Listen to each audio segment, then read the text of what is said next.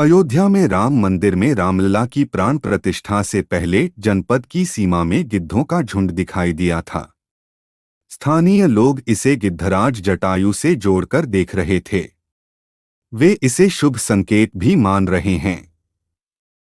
गांव वालों का कहना है कि पिछले 20 वर्षों से हम लोगों ने इलाके में गिद्ध नहीं देखे। आओ जानते हैं जटायु की ऐसी कहानी जो आपने ने नहीं सुनी होगी। एक कौन थे जटायु? रामायण काल में पक्षियों की महत्वपूर्ण भूमिका रही है।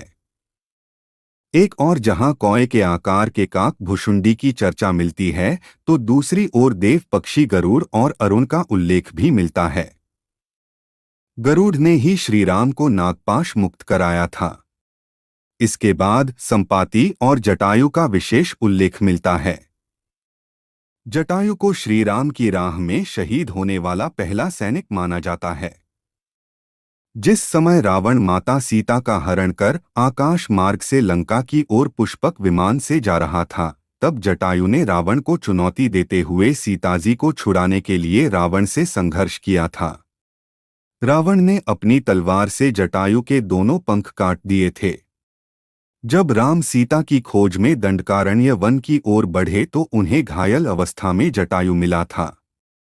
घायल जटायु ने ही बताया था कि रावण सीताजी का हरण कर दक्षिण दिशा की ओर ले गया है। उसके बाद जटायु ने राम की गोद में ही प्राण त्याग दिए थे।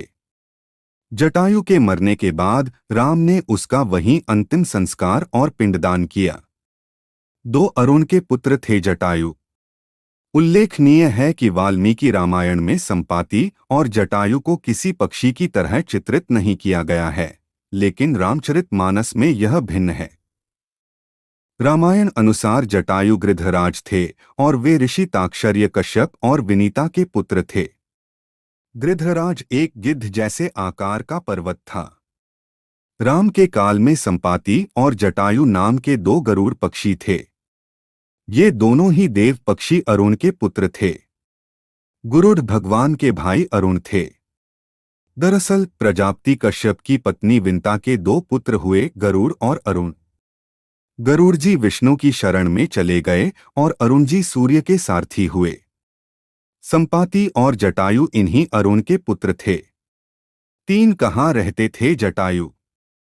पुराणों के अनुसार संपाति और जटायु 2 गरुड़ बंधु थे। संपाति बड़ा था और जटायु छोटा। ये दोनों विंध्याचल पर्वत की तलहटी में रहने वाले निशाकर ऋषि की सेवा करते थे और संपूर्ण दंडकारण्य क्षेत्र विचरण करते रहते थे। एक ऐसा समय था जबकि महाराष्ट्र, मध्य प्रदेश और छत्तीसगढ़ में गिद्ध और गरुड़ पक्षियों की संख्या अधिक थी, लेकिन अब नहीं रही। 4 जटायु और संपाति की होड़। बचपन में संपाति और जटायु ने सूर्यमंडल को स्पर्श करने के उद्देश्य से लंबी उड़ान भरी। सूर्य के असह्य तेज से व्याकुल होकर जटायु जलने लगे, तब संपाति ने उन्हें अपने पक्ष ने नीचे सुरक्षित कर लिया, लेकिन सूर्य के निकट पहुंचने पर सूर्य के ताप से संपाति के पंख जल गए और वे समुद्र तट पर गिरकर चेतनाशून्य हो गए। चंद्रमा नामक मुनि ने उन पर दया करके उनका उपचार किया और त्रेता में श्री सीताजी की खोज करने वाले वानरों के दर्शन से पुनः उनके पंख जमने का आशीर्वाद दिया। 5 राजा दशरथ के मित्र थे जटायु।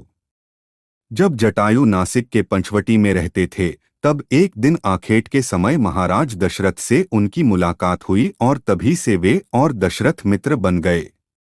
वनवास के समय जब भगवान श्री राम पंचवटी में पर्णकुटी बनाकर रहने लगे, तब पहली बार जटायु से उनका परिचय हुआ। 6 जैन धर्मानुसार।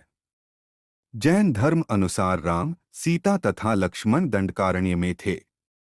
उन्होंने देखा कुछ मुनि आकाश से नीचे उतरे।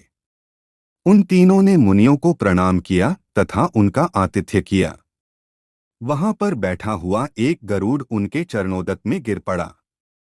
साधुओं ने बताया कि पूर्वकाल में दंडक नामक एक राजा था। किसी मुनि के संसर्ग से उसके मन में सन्यासी भाव उदित हुआ।